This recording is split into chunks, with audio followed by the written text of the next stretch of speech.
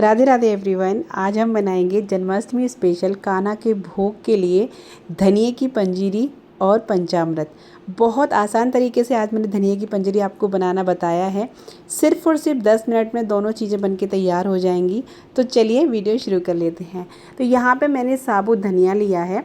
तो आप धनिया साबुत ही लीजिएगा, क्योंकि बाज़ार से अगर हम धनिया लेते हैं पिसा हुआ तो उसकी पता नहीं रहती है कि कैसा क्या मिलावट होती है। तो इसीलिए घर में जब पंजीरी आप बना रहे हैं तो धनिए को साबुत ही लीजिएगा। साफ़ करके अच्छे से मैंने कपड़े से भी पोंछ लिया था और उसके बाद मैंने 1 चम्मच डाला है घी और उसके बाद मैं धनिए को भून रही हूँ।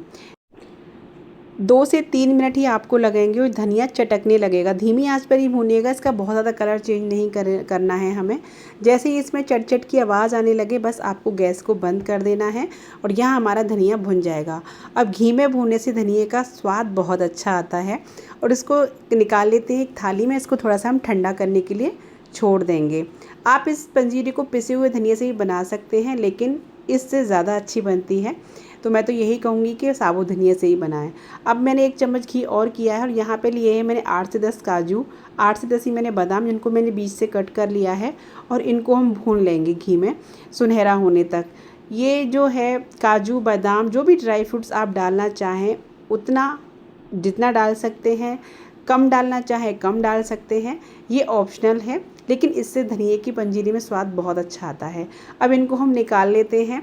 भुनने के बाद घी बचा हुआ था, उसी में मैंने 2 चम्मच डाले हैं खरबूजे के बीज। खरबूजे के बीज इसमें बहुत ज़्यादा अच्छे लगते हैं पंजीरी में। तो खरबूजे के बीज बहुत जल्दी चटकने लगते हैं, तो एकदम उछटने लगते हैं कढ़ाई में से। तो यहाँ पे मैंने थोड़ा सा जो सूखा नारियल होता है उसको मैंने कद्दूकस कर लिया था। तो लगभग 2 बड़े चम्मच लिए था नारियल सूखा वाला। इसको भी हम बीज के साथ में लगभग 1 मिनट के लिए ऐसे ही भून लेंगे। हल्का सा कलर वलर चेंज नहीं करना, थोड़ा सा भून लेना। इसको भी हम थाली में अलग से निकाल लेंगे। अब मैंने सेम उसी पैन में 1 चम्मच घी और किया है। अब हम भूनेंगे इसमें आधा कटोरी लगभग मैंने लिए हैं मखाने, उनको भी हमें ड्राई रोस्ट कर लेना है। आप इनको ज़्यादा घी में भी कर सकते हैं, लेकिन ये मखाने हैं ना, जितना आप घी डालेंगे उतना पी जाएंगे, तो बहुत ज़्यादा एकदम ऑयली से हो जाते हैं, एकदम घी सा भर जाता है।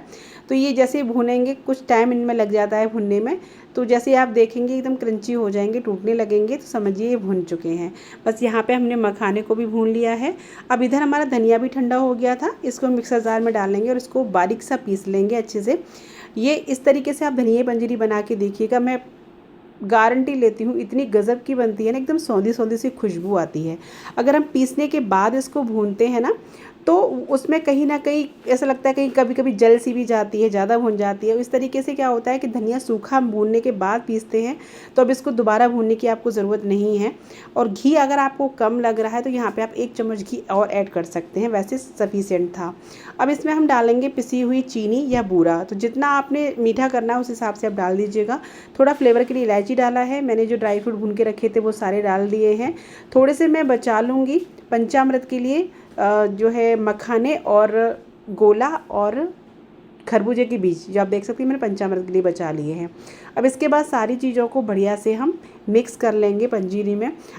तो बस यहाँ पे सिर्फ और सिर्फ 10 मिनट से भी कम समय लगेगा और हमारी पंजीरी जो है वो बनके तैयार हो जाएगी। तो लीजिए, ये हमारी धनिया की पंजीरी बनके तैयार होगी। यहाँ पे पता है मैं इसमें चिरौंजी और किशमिश डालना भूल ही गई थी, जो मैंने बाद में डाल दिए थे।